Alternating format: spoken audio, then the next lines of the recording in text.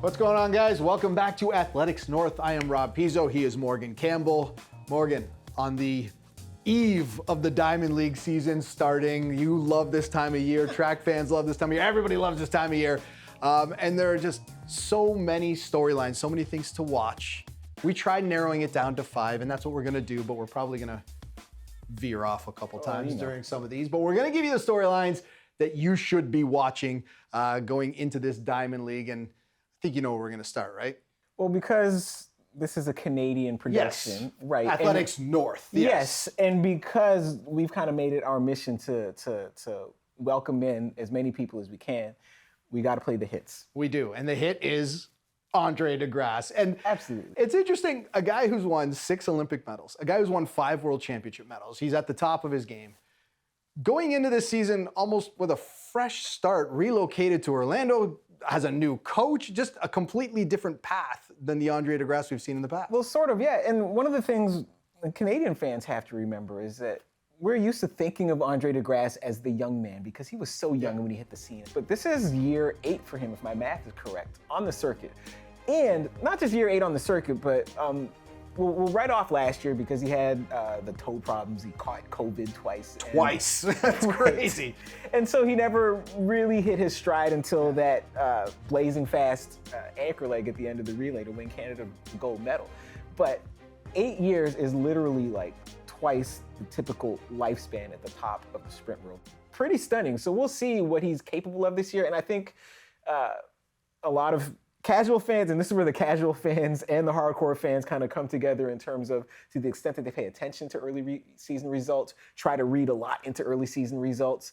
And I would caution people against doing that because one thing we have seen about Andre de Grasse, whether he's running fast early in the season or running relatively slowly early in the season, if he's healthy, he comes prepared for the big meets. And it's not a question either of simply turning it on because you can't flip the switch and turn the light on if the light's not connected. Like the point is he's prepared to turn it on at the big meets. So I give him some grace early season, especially adjusting to a new coach.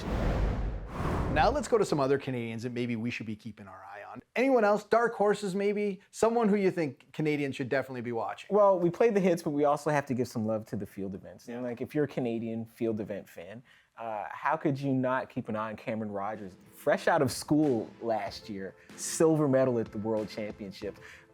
It's an Andre de Grasse-esque start to her pro career. So to the extent that we're watching field events, and Hammer is interesting because it's the one, it has the length and the amplitude of the javelin, but like the raw power and screaming of the shot put, and they meet in the middle at the hammer. It's a fun event to watch. Powerful. And you know, it's interesting, at her latest event, she not only broke her own Canadian record, but her throw would actually have been first place in the men's side as well. The women's sprinting scene. Yes. It's just absolutely jam-packed with talent, and we're going to see it throughout this Diamond League season. Have you ever seen one that is so wide open and with so many stars and just with so much talent lining up every week? What's amazing about the women's sprints is that, like, Shelly-Ann Fraser Pryce, she's still on the scene, and she is deep into her 30s. And so conventionally, the people in their 30s, they kind of move off the scene as the younger people come up. But what we've had now is like the younger people hit their stride, Shelly-Ann is still there, and now there's like still another cohort, Americans, Jamaicans, St. Lucians, all doing their thing at the same time. And the biggest problem is that there are only 8 lanes in the World Championship final, only 3 spots on the podium. So we are looking at a situation where you might have somebody run like 10.70 and not win a medal on the women's side, which is stunning. Sha'Carri Richardson looks like she's back, and all right, take all the Sha'Carri Richardson predictions with a grain of salt. You look at her career, she tends to peak kind of mid-season. Early season, you know she's gonna put down some blazing fast times. Her challenge is doing that mid to late season. But if she's on form, along with Fraser Pryce, Jackson, Thompson-Herah, along with Aaliyah Hobbs, who's another American, has the current world lead in the women's 100 meter, along with Julian Alfred, who is from the University of Texas, represents St. Lucia internationally, setting record after record on the college scene. It is stacked. It's like, if you follow boxing, it's like the lightweight division in men's boxing, where there's Gervonta Davis, Shakur Stevenson, Devin Haney, and only one person can be undisputed champ. So this is a great time for the sport, especially in that event. All right, let's stick with sprinting. Now, ordinarily, trash talk in sports, or not ordinarily, a lot of times happens on the playing surface. We see trash talk. If you're a sports fan, you've seen trash talking. But we're in 2023, Morgan. Yes. A lot of this trash talking ends up on social media. Fred Kerley and Marcel Jacobs have been going back and forth on social media. And it started just with some little jabs. Kerley kind of putting down Jacobs, saying he's not one of the top dogs.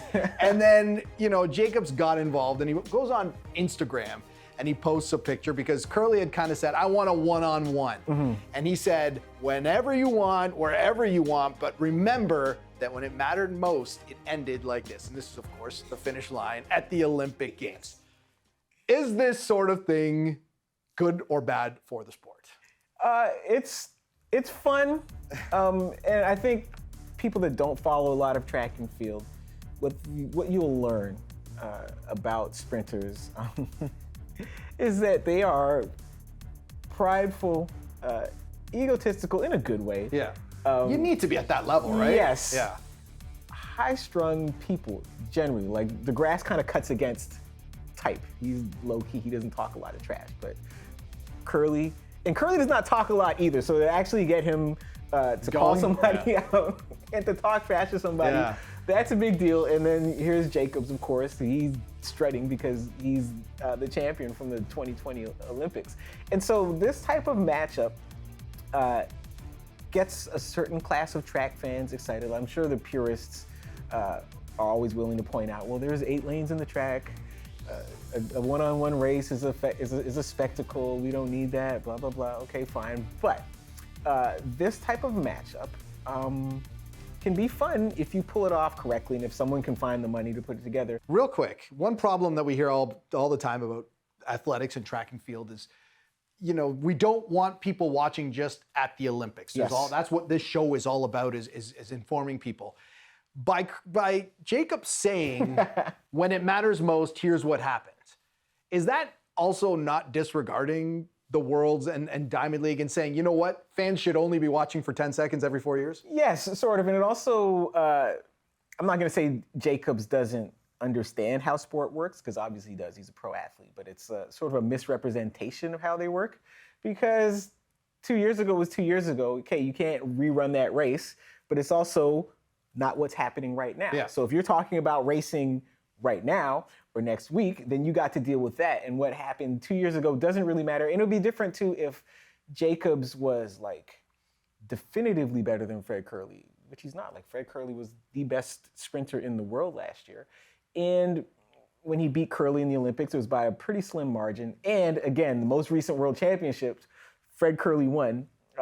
Lamont Jacobs was not close. So it's not like that race from 2 years ago now is an accurate reflection of what's happening right now. The only way to know what's happening right now is for the two of them to race right now. This would be kind of like Kawhi Leonard telling whoever's going to win the NBA championships this year, yeah, but look what I did in 2019. Hey, no one's taking 2019 away from you, but it was 2019. You got to do it now. Yeah. Sydney Mclaughlin-Levrone is who I want to talk about, because I love dominance. I don't know about you. I loved when Tiger was winning every tournament, Michael Jordan. I like to see dominance. And it seems as though, she's got this 400-meter hurdle thing locked up. She's broke the world record in 400-meter hurdles 4 times in 2 years. Yes.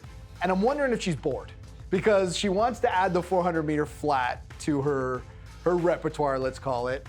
Is it a matter of she wants a new challenge? The 400-meter flat record hasn't been broken in 37 years, longest standing sprint record in athletics. I'm wondering if she's just bored and wants a new challenge. That might be it. And when you think about the fact that she is, because I had to double check this morning, she's actually run under 51 seconds for the 400-meter hurdles, which if you had brought that up to anyone even 2 years ago, would have seemed completely implausible, right? So like 50 point gets you in the world finals in the flat 400 most years. So she might also be at the point where there's just like literally no more time she can take off of the 400 meter. It's like when Usain Bolt ran 9:58. Like 9:58 put the world record like so far ahead of any of the projections, like there's not much you can do after that. So she might just need a new challenge, but one that she knows she can knock out of the park. And she, if you go look up the stats, has some of the fastest 400-meter relay splits in recorded history. So this is something, it's a challenge,